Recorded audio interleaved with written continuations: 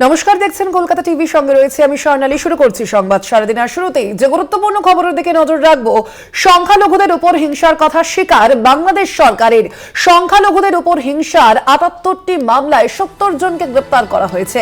৫ই আগস্ট থেকে অক্টোবর পর্যন্ত গ্রেপ্তার করা হয়েছে ৭০ জনকে, এমনটাই জানানো হয়েছে ইউনুসের প্রেস সচিব শফিকুল আলমের পক্ষ থেকে। এমনটাই জানানো হয়েছে। আপনাদের জানিয়ে রাখি, আমরা যেমনটা দেখেছি যে বাংলাদেশের সংখ্যালঘুদের উপর অত্যাচারের যে অভিযোগ বারংবার সামনে এসেছে। আমরা দেখেছি গত ৫ই আগস্ট যখন শেখ হাসিনা বাংলাদেশ ত্যাগ করেন এবং তারপরেই কিন্তু মোহাম্মদ ইউনুসের যে অন্তর্বর্তী সরকার, সেই সরকারের উপরই দায়িত্ব রয়েছে এখনো বাংলাদেশে, এবং সেইখানেই সংখ্যালঘুদের উপর হিংসার যে অভিযোগ বারংবার উঠে এসেছে আমরা দেখেছি, এবং সেই অভিযোগই এবার স্বীকার করলো বাংলাদেশ সরকার। সংখ্যালঘুদের উপর হিংসার 88 মামলায় ৭০ জন গ্রেপ্তার হয়েছে, এমনটাই জানানো হয়েছে।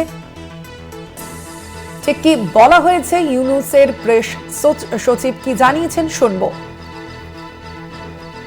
৭০ জন সোফার অ্যারেস্টেড হয়েছেন এই কয়েকটা ঘটনায়, এবং এটা চলমান। এটা আমরা আরো বেশ কিছু ৮৮টা কেস হয়েছে।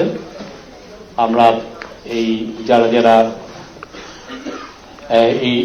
এই মূলত এটা হচ্ছে অক্টোবর পর্যন্ত। এরপরে সেগুলোর ক্ষেত্রেও বেশ কিছু কেস এটা আমরা অ্যারেস্ট হয়েছে। অ্যারেস্টের সংখ্যা আরো বাড়বে এবং কেসের সংখ্যাও দু একটা বাড়তে পারে। আপনারা জানেন যে সুনামগঞ্জে একটা ঘটনা ঘটেছে এবং কিছু কিছু জায়গায় কয়েকটা, চিটাগাংয়ে দু একটা ঘটনা ঘটেছে, ঢাকায় তুরাগ থানায় একটা ঘটনা ঘটেছে, নরসিংদীতে একটা ঘটনা ঘটেছে।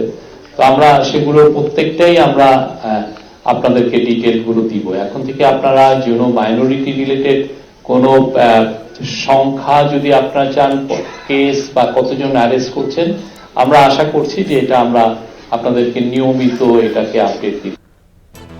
আমরা এই বিষয়ে আরো বিস্তারিত জানবো। আমাদের সঙ্গে রয়েছেন প্রতিনিধি ফোন লাইনে জয়ন্ত চৌধুরী। জয়ন্তদা, অবশেষে বাংলাদেশ সেই অভিযোগ স্বীকার করলো, এবং সম্প্রতি আমরা দেখেছি ভারতের বিদেশ সচিব বিক্রম মিশ্রি সেখানে গিয়েছিলেন এবং তার পরবর্তীতেই ওই অভিযোগ স্বীকার।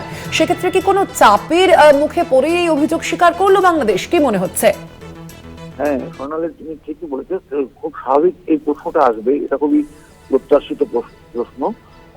তার কারণটা হচ্ছে যে এই ঘটনাটা তো ঘটছে গত অগস্ট মাস থেকে, এবং সংখ্যালঘু নিপীড়নের ঘটনাটা একটু পরে শুরু হয়েছে, প্রকাশ্যে এসছে পরে, কিন্তু আন্তর্জাতিক মহলে পর্যন্ত চর্চা শুরু হয়েছে, এমনকি ব্রিটিশ পার্লামেন্টে পর্যন্ত সেটা নিয়ে আলোচনা হয়েছে।